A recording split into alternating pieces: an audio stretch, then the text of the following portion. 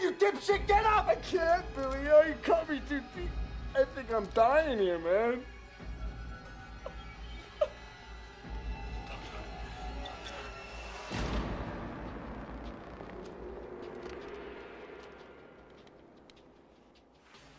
Hello? Oh, Stu. What's your motive? Billy's got one. The police are on their way. What are you gonna tell them? Peer pressure.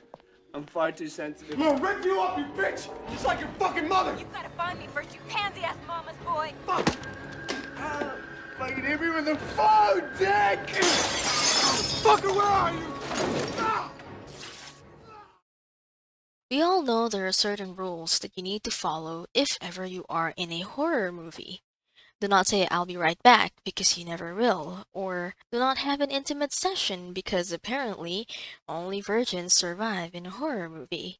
However, something as trivial as a last name could tip the scales of your luck in a horror movie, whether it's being killed off, doing a sacrifice to save someone, or losing your other half. These men having the Loomis last name seem like they're not blessed with luck in a horror movie. Welcome folks, this is Silver Serpent, and today we are going to dive into the history of the cursed Loomis family name. Since we'll be discussing major plot points from certain movies like Scream, Halloween, and Psycho, this is your official spoiler warning. Perhaps one of the most well-known characters that has a Loomis last name would be none other than Billy Loomis, the first ever Ghostface from the first Scream movie during the 90s.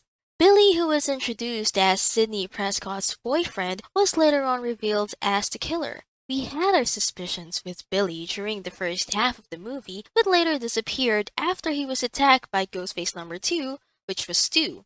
God damn, did these duo give a hell of a performance during the final act of the movie. We find out that Billy was vengeful about his mother's death and decided to plan a strategic set of murders and frame Sidney's father as a revenge since he believed that it was her fault his family was ruined.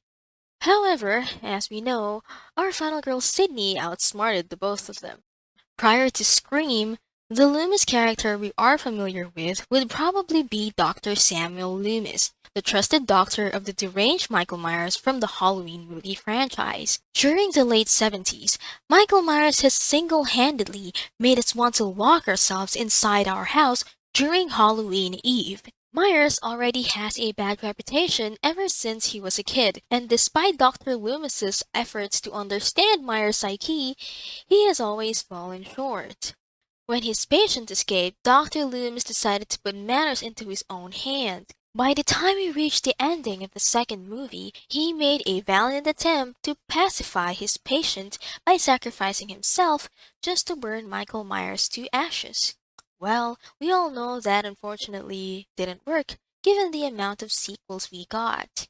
Last but not the least, someone who barely was shown under the spotlight, Sam Loomis. To be fair, Sam was only featured in one Psycho movie, but we have to give him credit for catching our psycho killer Norman Bates just in time. In the 60s, Sam Loomis was the other half of Marion Crane. The couple were planning to elope together, but when Marion was running away from her boss after stealing money, she had the worst of luck and ended up in the Bates Motel. Days after Marion went missing, Sam joined Marion's sister Lila to look for her. Sadly, Sam never got to spend the rest of his life with Marion after she was murdered in the Bates Motel, but managed to save Lila and ended up with her. I could have thought that Sam Loomis from Psycho and Dr. Samuel Loomis could be the same person, but it's mentioned in the second Psycho movie that Sam Loomis died, but the reason was never stated. Dr. Samuel Loomis from Halloween could just be inspired from Sam Loomis in Psycho. Another fun fact about these two movies is that Jamie Lee Curtis, famously known as Laurie Strode in Halloween, is the daughter of Janet Leigh, who plays Marion Crane in Psycho.